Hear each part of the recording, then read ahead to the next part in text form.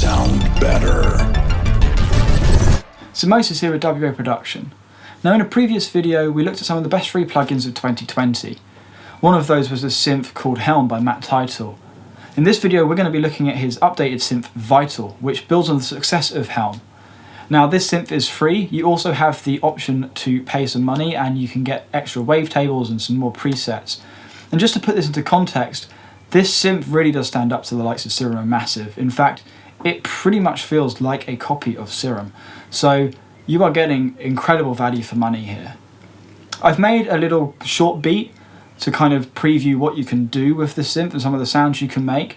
I'll just play that through and then we'll kind of take a bit of a deep dive into the UI of the synth and have a look at the features they've added and also some of the features they've taken away. So let's dive straight into it and get started.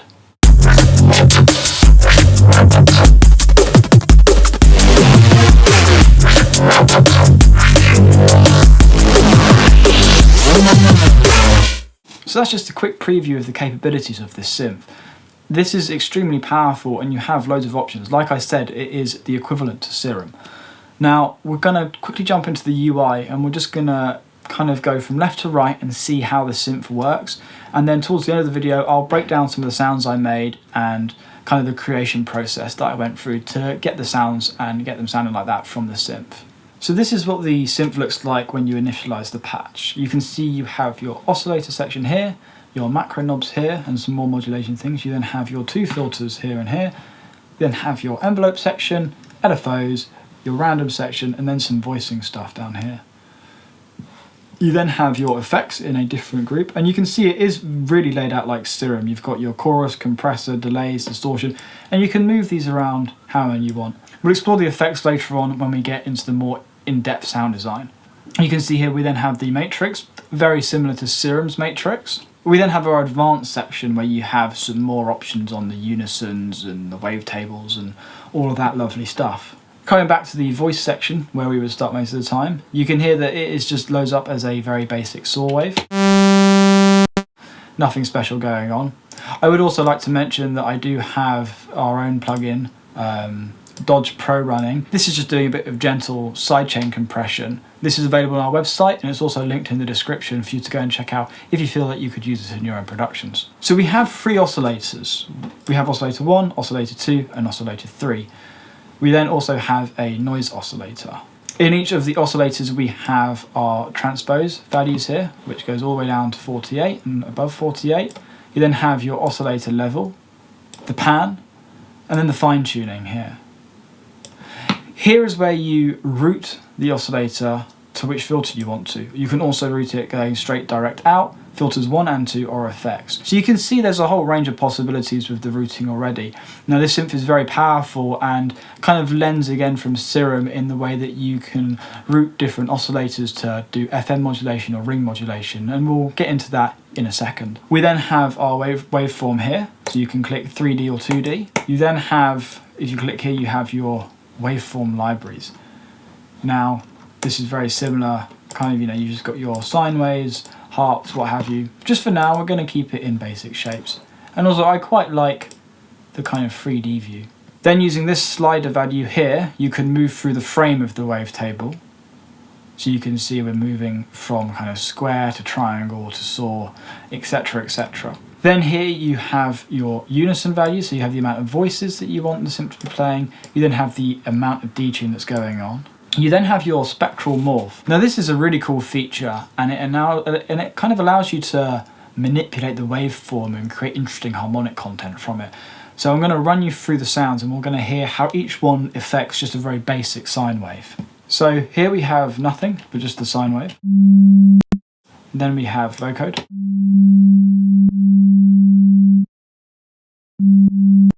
We then have form scope. We then have harm stretch. Now harm stretch is actually my favourite.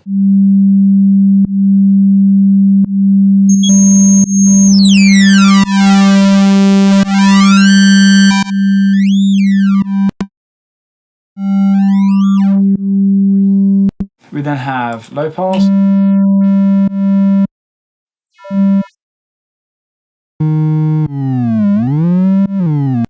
So you can hear that there are various options which kind of change the sound and the feeling of the waveform. Now this is going to come in really handy when we modulate it, and I have done some modulation on the presets I made earlier, so we'll get more into that when we look at some of the sounds that I designed. Then here, in the similar way to Serum, we have our sync, format, bend options. We then also have the modulation options, so frequency modulation and ring modulation from either the samples, Oscillator 2 or Oscillator 3. This is the same throughout all of these, so I won't go into each oscillator. Now, this sample section here is very cool. So you have your noises and you can select those that you want. However, I also realized that you can load in your own samples into this. So for example, I have the vocal effects from w.a.production pack in here, and you can just go through and you can just load it up. So we'll just hear how that sounds. And you can also have it respond to the keyboard. And you can also have it do various looping options. So you can hear that could be a really useful tool for sound design. You can also set up the oscillators to receive frequency modulation from the noise oscillators. So it's always quite cool to kind of layer in Foley and vocal sounds into the synthesizers because it gives it an organic texture, it gives it a different texture.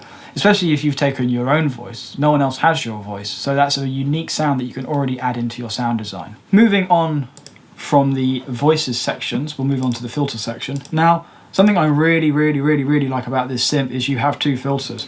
It really pains me with Serum how you only have the one filter option. I know that you can add another filter in the effects section, and you can also do some funny things with the EQ to make it more like a filter, and you also do have a filter in distortion.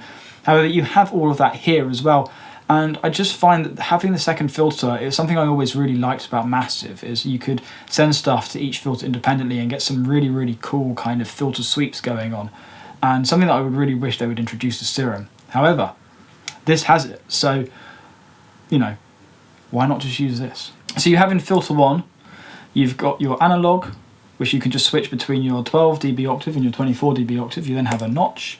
You then have your bandpass, peak and notch filter, which you can kind of switch between here and have a load of fun with. You then got different types of filters here, so as you scroll through, each one will have a very slightly different sound. So for example, with the dirty one, I'll just play that after the analog one. So this is the analog 12 dB. I'll just take the cuts.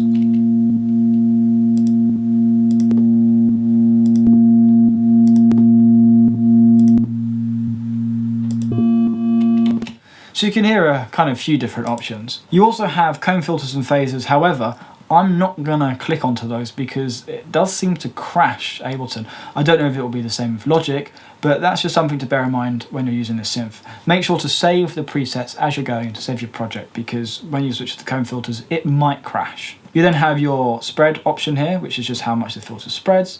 You then have your peaks. Now, this control here will change depending on which filter you have selected. For the comb, it's just what region you have selected, and for the low passes and what have you, it's like drive. You then here can select what you want to be going into this filter, which is quite handy, as well as having it being sent from there. Similar thing with filter 2, pretty much just a copy of filter 1. So you can see that with the filter sections, you can get some varied sounds and kind of really just shape the oscillators as they're happening. Again, I've done some clever filter things with some of the sounds I designed, and we'll be looking more at how the filters work and how I've used them when we dive into the presets.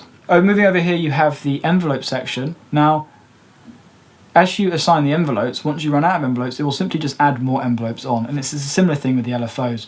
Now this is really great because we're in a digital environment with digital synths. Why can't we have thousands of LFOs? It was something I always really liked about Absynth, was Absynth had the option to have so many various modulation sources, and Serum has now added the LFOs so you can have a bit more, and stuff like Massive X has also increased the amount of LFOs you can have.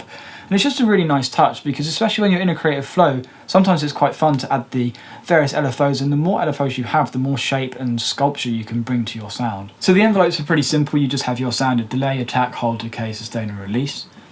The LFOs, you have your various modes, so you can have it like an envelope, you can have it like a sustain envelope, you can also have it a loop hold, so that will hold for however long that is selected, for example. So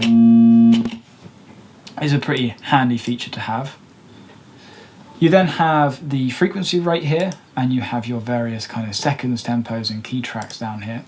If you set it to key track, then it will respond to what note you have selected on the keyboard and will either speed up or decrease the rate. You then have your smooth option, which just kind of smooths out the LFO over a time that you determine. You then have the delay from when the LFO starts, and you then have your stereo. Now, I'll just assign this quickly to a filter so you can see what the stereo does. You can see that it is extremely easy to assign stuff to the various modulation sources that you want. You can also come up here to the matrix and you have more options of kind of how you want to control the modulation sources and where they're being sent to. I'll just play through the sound again so we hear it.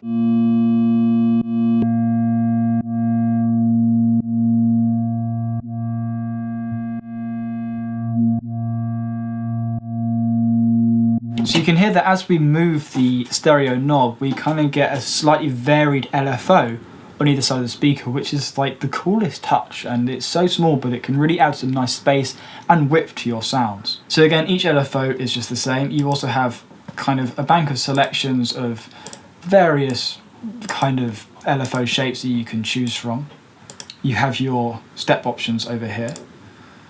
And now you also have this random section. So again, I'll just assign this random to this cutoff here, and I'll just disconnect that from the filter. Again, you can see how easy it is to disconnect and reassign stuff. You don't have to go through as a drop-down menus, and it's all kind of displayed when you would hover over the thing that you're going for. So we'll set the random here and we'll just play.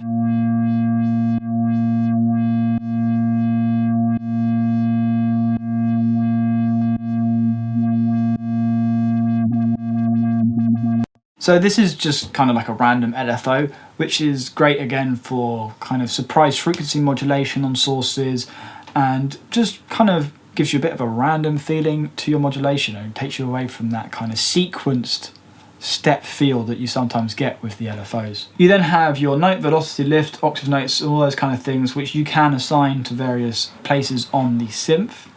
You then have the amount of voices that the synth will play with, your pitch bend, and your spread. Now, you want to be careful with this spread because it does what it says on the tin in terms of it spreads it across the frequency spectrum, the stereo field. And what this kind of does is it gives you this nice big wide sound. However, I noticed that when I was switching my master output to mono, you lost a lot of the information. So if you are designing sounds, just be careful with the spread and be making sure to really kind of have it around here rather than up here. You can, of course, if you really like the sound of the spread, just simply set the spread to 100 and then duplicate the patch, and then on one of the patches have it on 100, and then on the other one that's the identical copy have it on 0, and this will give you a nice mono kind of signal but also give you that stereo spread over the speakers. You then have your glide time here and then your slope, just as you do in Serum, and then you have options like always glide, legato, etc, etc. That pretty much sums it up for this part of the UI. Now I'll just move on to the effects. Again, there's not much that's groundbreaking here. You just have your kind of compressors and choruses and delays, you know, kind of as you would expect. And you can move these around and stack them up so they run in different orders. Again, like I was saying, you have another filter on the end and flanges and reverbs. Notice also how this compressor also feels like a bit of a throwback to Serum with its multiband mode. It sounds really great. It's kind of like they've combined Serum's multiband compressor with the compressor that you get in Ableton that's the multiband. You'll see here that you kind of have the similar options for increasing the kind of threshold amount and ratios. Moving on, we then have the matrix section. Again, this is similar to Serum in that you can select your sources, where they're routing from, the kind of directions they're doing, and also how intense the modulation that is happening is. Now, to add a new lane, you just add here and add here, and you can see that a new lane will pop up down here. Again, super handy, especially when you get into really complicated patches where you might forget what you've routed to what. It comes in handy just be able to go to a matrix to see where your stuff is assigned and how you want to change that. So now coming into the advanced section, you see we have Oscillator 1 options, which kind of gives you a few different variations and options to control the back end of the oscillator, such as your unison and your detune range. You then also down here have how the voices work, your oversampling, and your display, so you can change that to hertz or semitones for when you're kind of, you know, in the filter sections here. You can see that is, you can see that is in semitones. The other really nice thing I like about this advanced section is you have this analysis window. Now, if I play the sound, I just think it's so great to be able to kind of visualize what your sounds are doing. Now, the only thing that I feel like this synth is missing is the resample option that they had in Helm, and I'm not quite sure why they took it off. I have in the previous video that I've done a little walkthrough of how I use resample to create some pretty interesting sound design kind of techniques and choices, and I feel like this could really do with that to kind of separate it out from the Serum, because it does feel a little bit like Serum. However, for the price of the synth and for what you get, and also for the amount of kind of free presets and wavetables that are now being uploaded by its users, this is definitely a synth that you should get for your arsenal. Like I said, it's linked in the description, and make sure to drop a comment to see what your thoughts are on this synth and how you've been using it. Okay, so now that we've explored the UI of the synth, I thought that we should take a look at some of the sounds that I've designed. So I'll just play you the kind of beat that I created again, just so you can get familiar with it.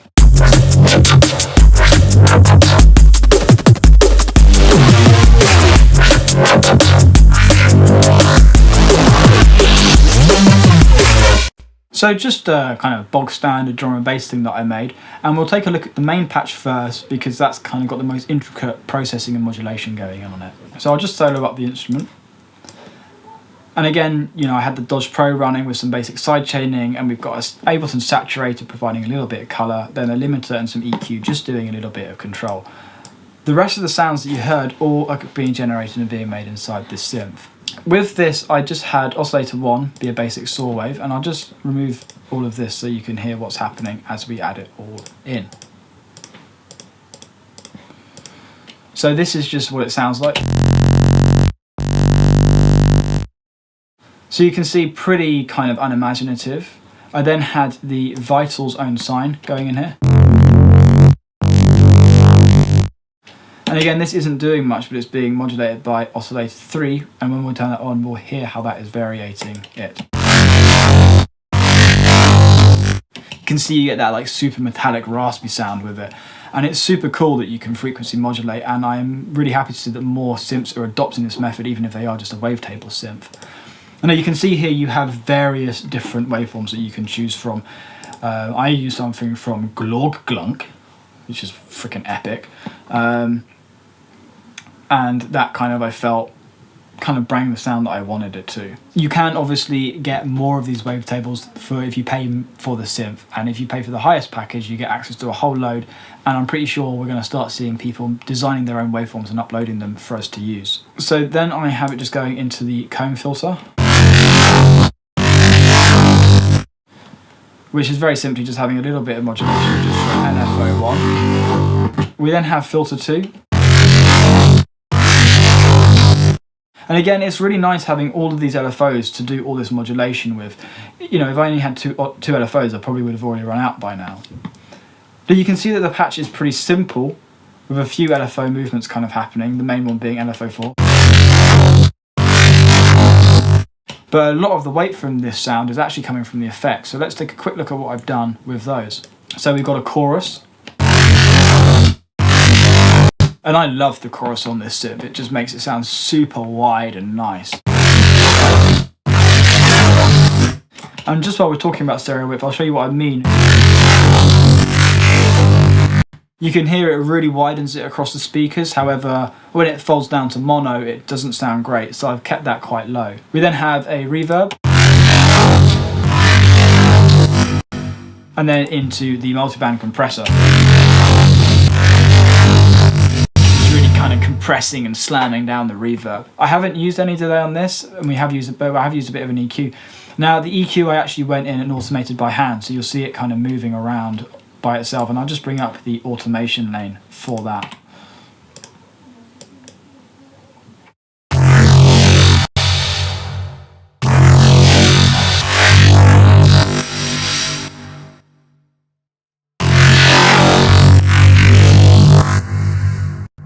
We then have another filter running, just kind of doing some 4 Monty sounds, and then we have the distortion as the last thing. Now it's also really cool, this distortion, like Serum, has a kind of filter that you can either select to be pre or post. Now I've put it on post so that it's just acting as another filter after the filters, and I just, like I said already in this video, I just love how many filters this synth has. It's just so great for shaping and moulding sounds. Sometimes you get to the end of the patch and you're like, I just wish I had one more filter just to shape it. So I've just got it on Seinfeld. You do have Bit Crush, which is like super aggressive. But I just had it on Seinfeld because I didn't want too much. And you can hear how a lot of the weight of the sound is being carried by LFO7. Which we could also set to just be on a kind of sync. But I quite liked it kind of re-triggering when the notes were starting. And now I'll just quickly move on to the sound which I actually really enjoyed, and this was the inspiration for this kind of whole little beat that I made, and it's this thing down here. Now I love these like super bitty sounds that kind of sound percussive and just like make a track accelerate even if you've got some quite lazy elements underneath.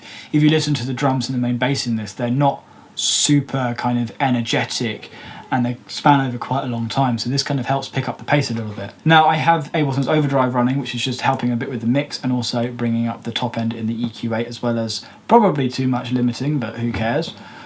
We then come into the actual Vital patch itself, and you can see here that the main oscillator that's doing the heavy lifting is Oscillator 2, so I'll just turn these two off, along with the filters. And you can hear I've got the shepherd tone on, which is helping the pitch kind of rise up and down as it goes through the patch. I then have Oscillator 3 on, which is just providing some of that like tickle to the top end. And then I've actually used a w.a.production vocal from our own sample library to kind of just add in an extra bit of kind of modulation.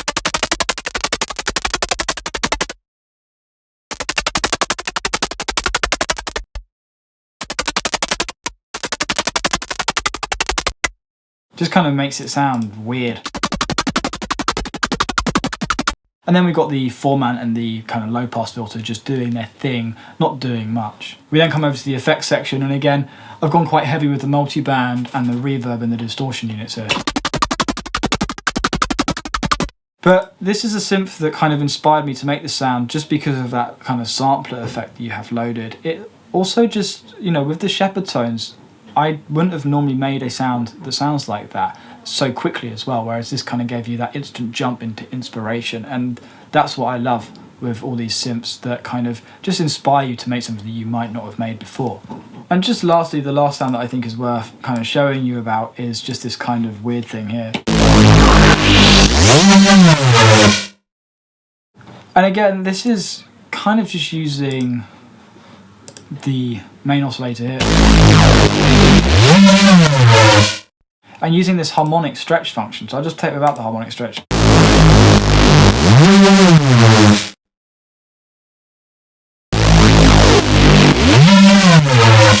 You can hear how the harmonic stretch just gives it a little bit extra and gives it a little bit of bite and crunch to the whole thing, and I really love it. And again, you know, I've made thousands and thousands of Reese basses in all types of different synthesizers, but none of them have sounded like this because of that harmonic stretch function. So again, in here we've just got the multiband kind of doing its thing with the distortion on hard clip.